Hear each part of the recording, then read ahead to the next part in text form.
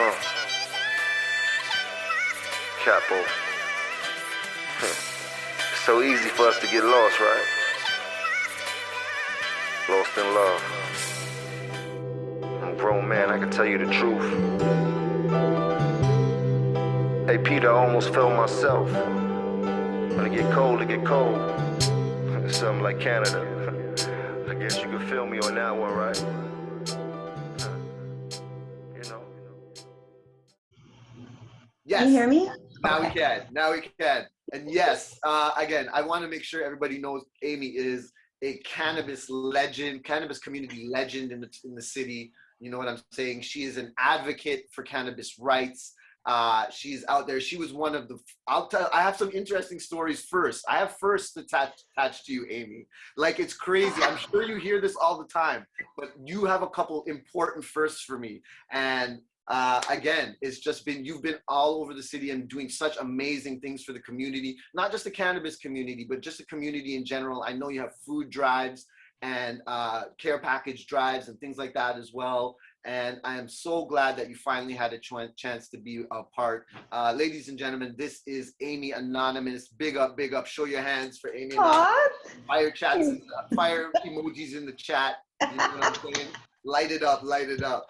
Thank you again for joining us, Amy. Thank you for having me. I'm like so into the food. I can't wait till we're done talking because then I'm going to eat the rest. I've been like slowly slipping the soup from the side.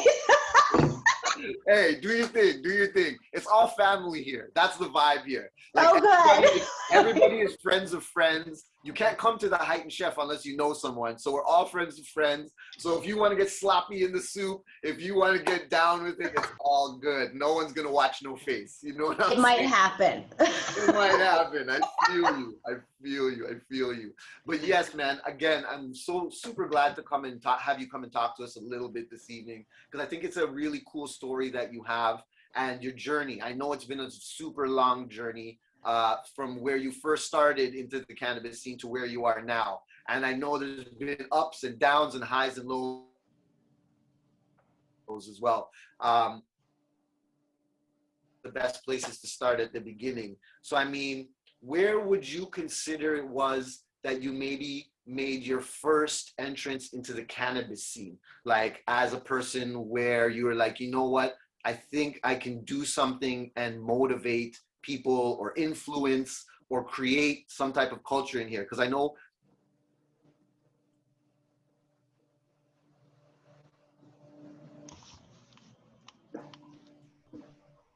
I can't hear you. He's lagging a bit. Okay. Lagging a bit. Give him a second. Sometimes this happens. Am I frozen? Oh, yeah. Yeah. There you go. Am I back? Yeah. I'm back? All right. Good. Yes. So as I was saying before, just maybe give us a little bit of an idea of where you would consider where you began your journey into the cannabis industry, into the cannabis community. Well, I mean, I got involved in the cannabis community because I was in a really bad car accident. And the injuries I sustained were catastrophic. And so I got hooked on painkillers from my doctor, right? It wasn't like I was like, give me pills. It was like I was taking what my doctor gave me for the pain I was in. And then I became addicted to them. My family informed me. Of course, I didn't know because I was just trying to not be in pain. And I quit them cold turkey using cannabis. Like, I was like, all right, well, there's got to be something different. Right? Like, it was really great because I used cannabis recreationally, but I didn't see it as a medicine. Like, up until that car accident, I had no freaking idea. Sorry, I was F-bombed. Oh, you can curse. Oh, fuck, great. Yeah. No fucking idea that people use cannabis as a medicine before that. But I was like, I need an alternative to this because I hate my life now. And then cannabis kept coming up. So then I started using cannabis, I guess, with intentions, you know, like I knew I was using for something different. And that was it. You know what I mean? I started, and I didn't really want to smoke that much. Like at this point too, I just like I had a child, I just had a new baby, and so I got into edibles. Big up Sebastian. Bam, bam, bam. Big up to Right? Sebastian. Don't get me wrong, I love smoking, but like when you're with your kid, you're not gonna be like, so I got into edibles, and with edibles is where it all began for me. Edibles, I started making for other people, and I started teaching people how to make edibles. From there, I started working at a dispensary, one of Eastern Canada's first dispensary, actually, and that's kind of where I got my foot in the door to whatever it was that I wanted to do. I was very fortunate that I was given a position there. I mean, and the position was zero pay, just so you know. There was no money involved. Like, I volunteered my time, and I think I got a half quarter at the end of the day. A half quarter, guys. So like, it was Working for weed. It's all good. a half quarter day, but it wasn't about the money, though. It was totally about what I got to do. So from there, I started. I got the privilege of teaching people about cannabis that came through the door, or doctors that called, or people's parents that's kid had cancer and they wanted to know. So that's kind of where I really got started, was when I walked through the doors of Calm and they let me answer their phone.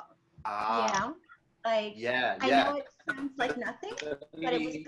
That's what I was going to say. I mean, and that's super cool. And again, that kind of actually segues into our next point, which was kind of what's some of the inspiration behind what you do. But I want to quickly mention that when you mentioned that you started making edibles, this was one of my firsts for you. Like, the first time I ever had a proper edible, like an edible that actually got me high, was an Amy Anonymous edible. Like, it was a gummy, and I was like, wow. Oh, this is what edibles are supposed to be like.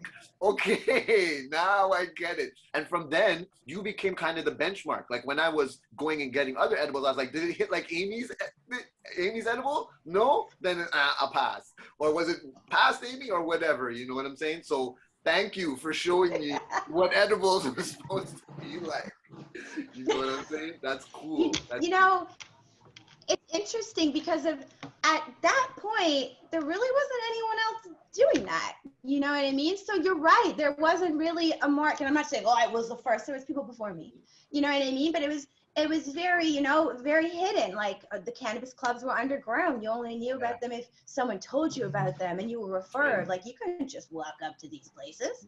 It was so different back then. So it was, there wasn't a lot of people doing it. And my goal was to make it normal so that other people were doing it. You know what I mean? I wanted my friend to be making cookies, and her friend's friend, and her grandma, like, it was important to me that people could make their own medicine. Because to me, and I understand cannabis is used recreationally. I'm so pro adult, or I don't even like adult use cannabis. Recreation, what does that mean? What does that mean? They use some whack terms. I like how you want to rename everything. Yeah. There's power in nomenclature. There is adult use cannabis. It's true though.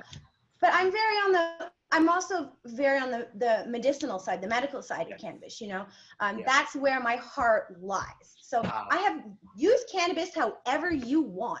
But for me personally, I'm really big on cannabis for autistic children, cannabis for people suffering from cancer, end-stage life cannabis. So those are the things that I, over time, have been most drawn to in all the things that I have done.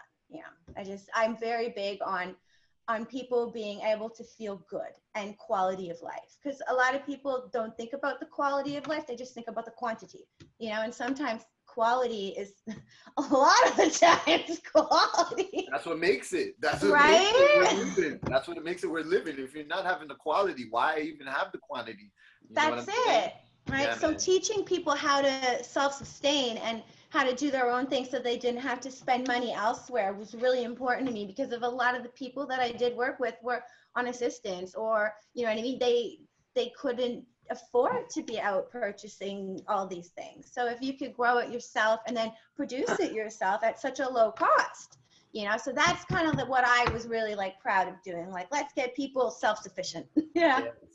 Yes, the normalization part of it, making it normal. There's no stigma attached to it. I use cannabis. I use it. I can use it as an adult, or I can use it as medicine. I mean, you know what I'm saying? So I love, love, love that that was your driving force behind doing what you do. And that's a part of what we want to do with the Heightened Chef. We want to normalize cannabis within the food culture. You know And what I'm that's so saying? And I important. feel I it's a mean, good stepping stone. you guys made masala butter, you know, infused masala. Like, I know I keep talking about the butter, but like, I'm so in fucking awe of the butter. Okay, like masala butter. This isn't some people would think about that they could put cannabis in, you know, and infuse. And this is what the world needs to see. You know, they need to see that it's not just potheads. You know, like No, exactly. Yeah. it's so like. Ugh, pothead. Like, please, I'm a pothead and I've ran circles around you all day. So what's up? You know? That is what's up. That is what's up. And again, you're like out there like influencing the culture, and you're influencing how things are going to be seen. You know what I'm saying? Like, one of the first times that I think I ever got to actually see you, I don't know if we had a chance to meet that day, but the first time I got to see you was at a public forum at City Hall, when they were doing stuff and having an open forum about how to implement the legalization of cannabis within Ontario. That the councillor Karagiannis, I think he got kicked out or whatever. He was the one Jim, that yeah. I saw you there, and you came and you did an amazing talk. Like, it was like the advocacy part of what you do is amazing. And I know I want you to talk quickly a little bit about your good friend Tracy Curley as well, because I know she was a big part of what you were doing out there and being an advocate. You know what I'm saying?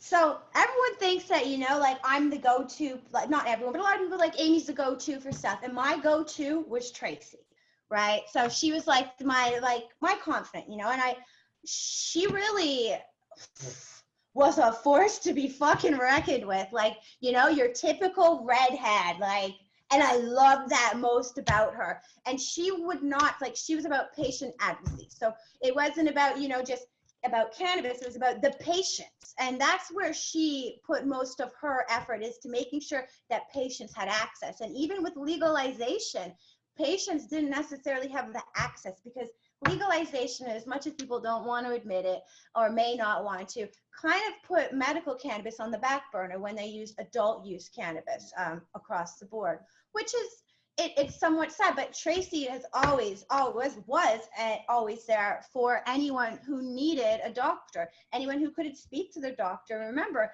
at one point you could not talk to your doctor about like, it's That's so right. different now. I always have to be like, in the olden days, but you know, 10 years, yeah, gee willikers. But like 10 years ago, this was unheard of. You know, we had doctors. I used to run a doctor's clinic out of a hotel, you know, for people. But this is what you had to do, because doctors were so scared to lose their CPSO in their clinic. So we'd have to rent out rooms, purchase doctors for the day to get people signed up. And Tracy was just such a goddamn champ. You know, she would make sure that if someone couldn't make it to their doctor, she would take them to their doctor. And if they could not speak to their doctor, she would then do that for them. She has baked cookies for free for patients across Canada. She's taught people how to, again, something like what I do, self-sustain, how to make their own medicine. Tracy is such a goddamn G, and the anniversary of her death is in 2 days. Really? So, Oh, much love. yeah, it'll be 2 years. She is such a like, if you do not know, Google Tracy Curley. Google Tracy Curley. Right, exactly. Google Tracy Curley. But she is one person that will tell a cop to go fuck himself and leave that woman alone. You know what I mean? And that's like, that's my girl. That's what's up. That's what's up. Did you want to ask something? It's very important. You know? I did, yeah, actually. So whenever Sean talks about you, I hear words like OG, legend. So obviously you've seen tremendous amount of changes in attitudes, in legality, but what's the most surprising change that you've seen over the years? Surprising. Well, wow, that's a great question. Surprising was, well, legalization happened. You know what I mean? It wasn't surprising. It was a lot of work. to make that happen. What surprised me was the fact that when legalization happened, edibles weren't legal. So we were sitting here like, yeah, we can smoke cannabis, but you can't make cookies. Like it made zero sense, because it was especially on the medical front, when doctors and anyone in healthcare would urge you to consume, like to ingest over smoke. Right. But at this point, the government's like, nah, you just smoked that joint, lady. And that was it. So that was extremely surprising, and that it took so long for edibles to be regulated, and then the dosage of edibles. So I don't know if these are good surprises, but they were definitely surprises. Dosage is ridiculous. Like I don't even know how that even makes sense. Yeah, 10 milligrams. What am I gonna do with that? Like what? I have to buy like 10 bags of gummies to even It's start. so wild. Like, what? But another thing that was a good surprise is that we did get there's a lot more educational sources out there now for cannabis. And that's a beautiful thing, because previous to legalization, I was a very big source of information. There was a couple other clinics that were, but there wasn't really, there wasn't a nationwide, like a countrywide, a nationwide companies that you could call. And now there's so many more LPs, and those LPs are now somewhat underhanding with their clinics. You know what I mean? With they've got, they're usually somewhat infiltrated with these knowledge clinics that then help patients who want to be patients and not just adult users.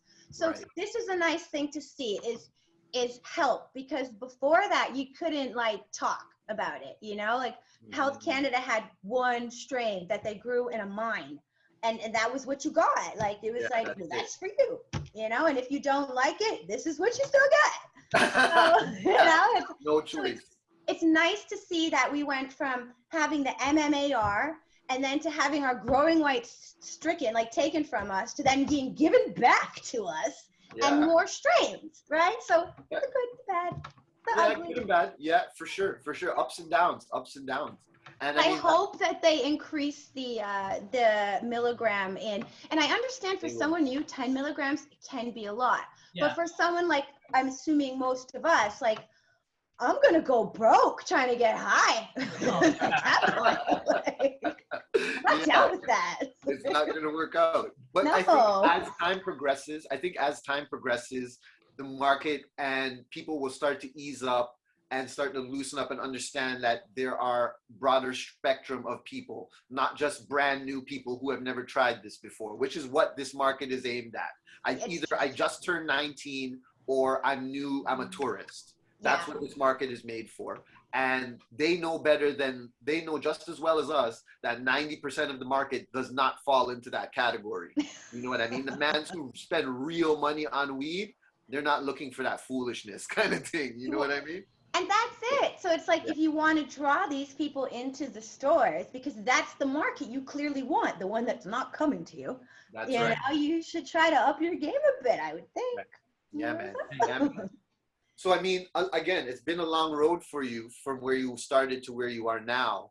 And I'm wondering what have been some of the real rewards that I know I kind of have an idea of where you're going to come from with that. But what have been some of the rewards and challenges that you've encountered on the way? You know what I mean?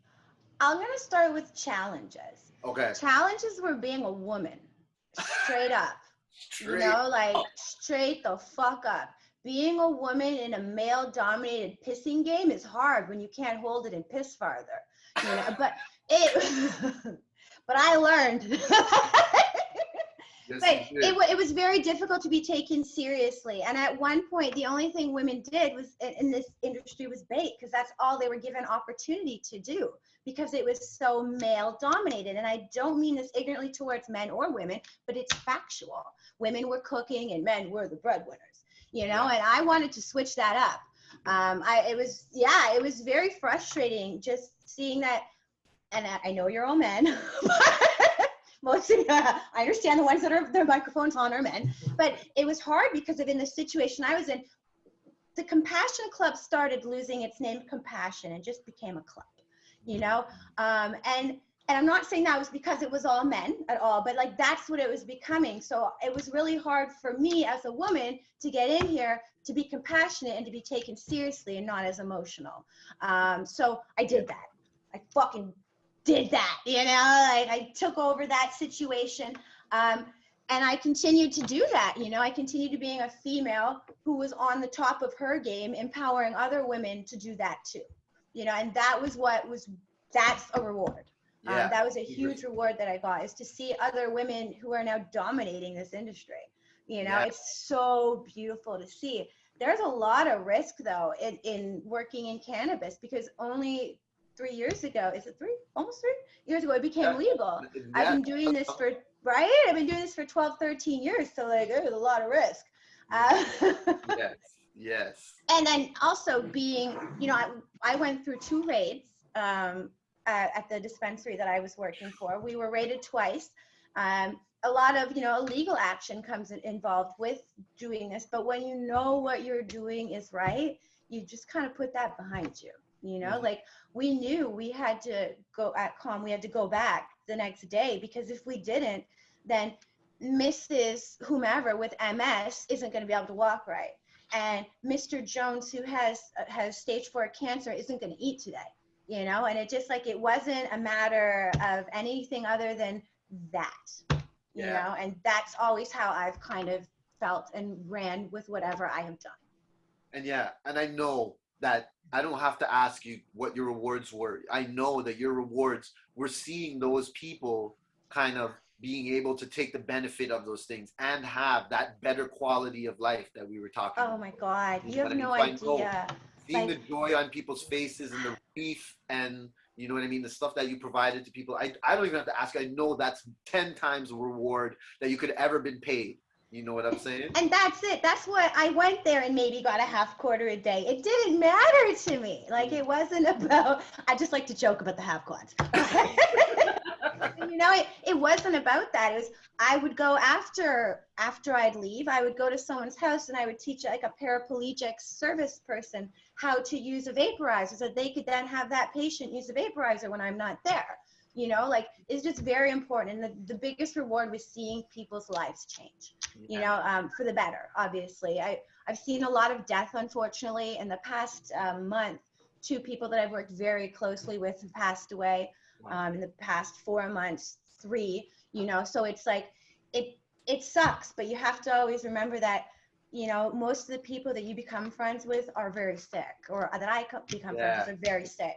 So the loss of friends happens a lot more than one would think, you know. It's kind of hard. It's tough, but you keep on trucking and you keep on shining. You're a light out there, Amy. I'm telling you, you are a beacon, and people appreciate it. People like me appreciate it. What you've done for the cannabis community and the way you've represented for everybody. You know what I'm saying? I really, truly, truly appreciate it. What do you have coming up, Amy? What is there something that you have going on? How can the people support you in your causes? Is there anything that you wanted to shout out? Right now, I'm focusing on my son. Like, I'm just, with this whole pandemic business and having a high schooler, like, I'm a kid in high school who does high school at this table. So at the moment, that's my focus. I mean, I'm always doing what I do. You know what I mean? Like, nothing really changes in that respect. I love working with people who are in end stage life, palliative care, cancer patients, parents with autistic children, adult and young. So that's kind of what I focus on. I don't know. You know, I was actually the other day, I'm like, what do I really want to do differently? And I just love what I do so much. So I'm not too sure what my future holds differently. You know, it's like every day is different for me. So I don't know. I'm excited to see what I'm up to next month. Hey, you know where you're going to be next month? You're going to be here with us at the Heightened Chef fucking This party. is fucking great. You know what I'm saying? Big up, big up. You know, Go ahead. I want to say one thing. For the first time actually I met Amy was I was playing in Peter's band, and we were backstage at the Wu-Tang 20th anniversary tour, and she brought Peter and her, that's how I met her, through Peter, because she would always bring all these artists, you know, gift baskets and all this. Like she was the one to go to that brought that fire. You know what I mean? Legend. You know, so Peter went to her, and we you know, she's got a lot of good stories. I know she's met a lot of amazing people, a lot of stars, and got to party with a lot of them as well. So that's another reward, I'd have to say, you know? It definitely is. I didn't even think about that, you know, but it totally, it totally is. My biggest reward is seeing people get better. But yeah, being able to meet, and that's where Amy Medicinal went to Amy Adult Use, right? So it's a little different. And I really, really enjoy what cannabis has brought into my life. You know, and I mean, it's brought peace of mind to me. It's brought pain relief to me. It's helped thousands of people help themselves. And it's also gotten me in many doors that I would have never been in otherwise. Like, what the hell am I doing backstage with Wu-Tang, you know? Or getting to fucking like ASAP Rocky, or getting to hang out with Schoolboy Q. Or I love ASAP and Q. So Q is my favorite rapper. He doesn't even know that, you know? I couldn't tell him. I don't want it to change our dynamics. So... I want to make it all weird and awkward. Yeah, but Q and ASAP are my favorite live performers. Like they have the best shows, like the best. So yeah, whenever they're in town is probably like when I'm most happy.